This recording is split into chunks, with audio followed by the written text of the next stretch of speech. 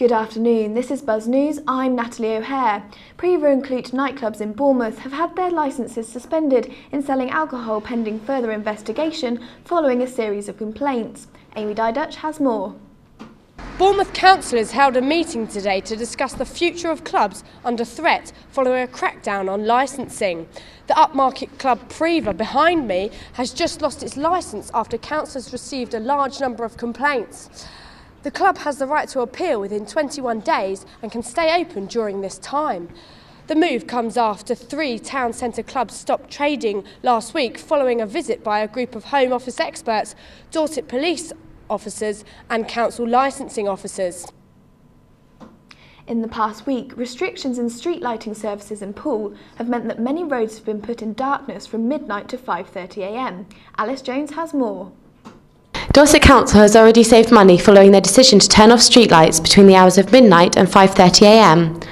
Guy Montrose, a Poole Borough councillor, explains his views on the switch off in Dorset and what local residents think. On the whole, I think it's a good thing, and the lights are going to be switched off at a particular time, so a bit later on in the evening. After only 1 week, it seems as though the scheme has been successful and will continue to produce further positive outcomes. I believe they've saved about 9% across the board, which is any saving is good, particularly in this time of austerity, etc.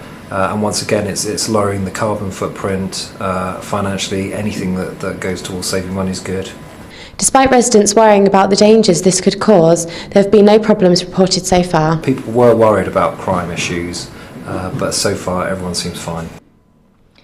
Oxford has become the first university to announce it will charge the full £9,000 a year, but here in Bournemouth there is still no word on what the settled fee will be.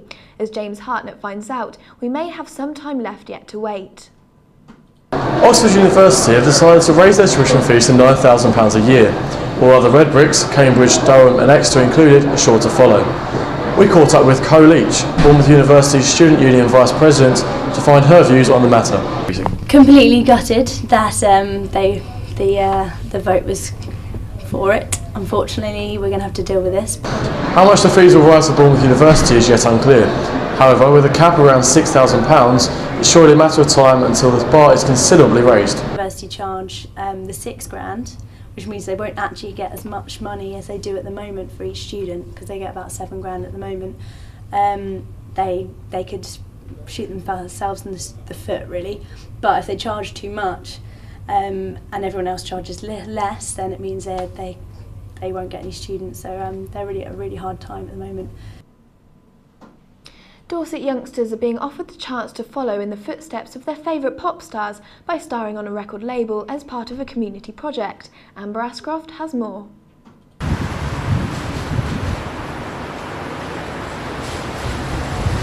I'm here in Townsend in Bournemouth, where a community music and arts project is launching its very own record label. Craig Gilbert, musical director of T-Camp, is encouraging youngsters to star in their very own album.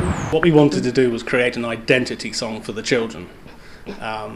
We thought it was important that they can identify their aspirations in a song, and we've looked at sort of writing our own song. We thought also it would be nice to sort of take a couple like X Factor took Heroes. We wanted to do something along the similar line. T-Camp was founded to help youngsters after the closure of Townsend Primary School in 2008. The group meets weekly at Townsend Community Centre and puts on a series of annual talent shows. The inspiration for the record label came through the talent that we found coming through on all the shows.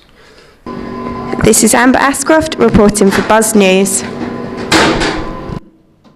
AFC Bournemouth remain confident ahead of their match against Walsall this Saturday, despite admitting to a hectic fixtures list in the coming weeks. Amy Dydutch reports.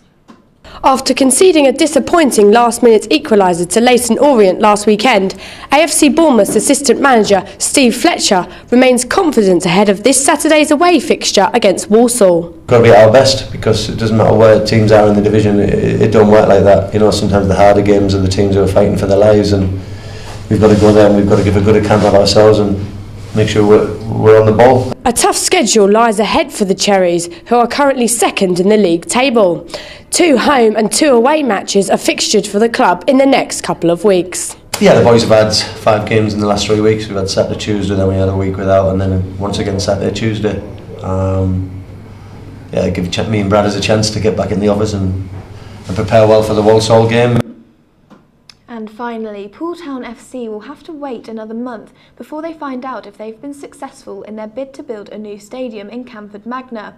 A decision was supposed to be made today, however it has now been deferred to March the 10th, something that has upset everyone at the club. The stadium is the next step in the club's development after 2 consecutive Wessex Premier League titles. On both occasions, however, promotion was denied due to low standards of the current ground, showing any move to an updated stadium is vital. There has been much public support for the move, and now the council have risked infringing government guidelines by putting the decision on hold until March. And the weather for the rest of the week looks set to disappoint, and relentless wind and rain continuing. There is a promising spell of sunshine throughout the day on Saturday, but any hopes of a change in fortune are soon dashed as it turns into rain by the evening, carrying on into Sunday with no signs of stopping going into next week. Saturday will see gusts of winds up to 37 miles an hour coming in off the shore, so be sure to be careful if you're out for a weekend stroll. That's the latest. I'm Natalie O'Hare.